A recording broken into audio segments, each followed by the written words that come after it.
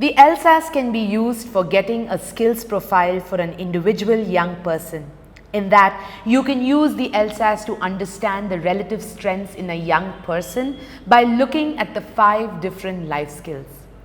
The LSAS can be used for comparing an individual's scores with norms.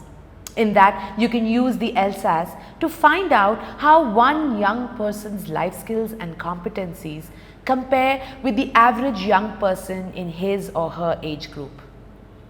This will help you understand whether or not she or he is functioning as expected, struggling, or doing well compared to other young people with similar backgrounds.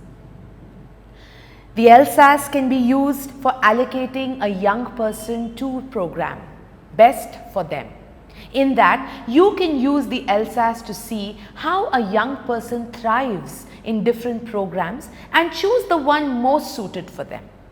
For example, if a young person needs a lot of help with managing conflict and interacting with others, you might find a program specifically targeted at developing these life skills. The LSAS can also be used for measuring program impact. In that, you can use the LSAS to find out how effective an intervention is at increasing life skills in young people.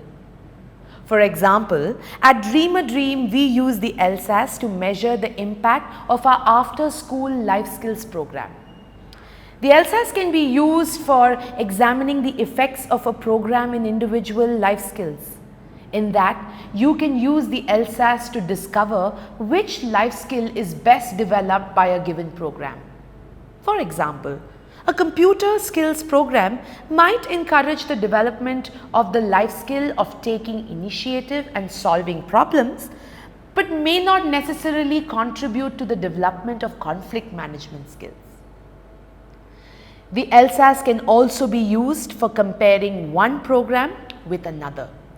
You can use the LSAS to compare 2 or more programs to see which might be the most effective program for overall life skills development and for the development of each specific life skill.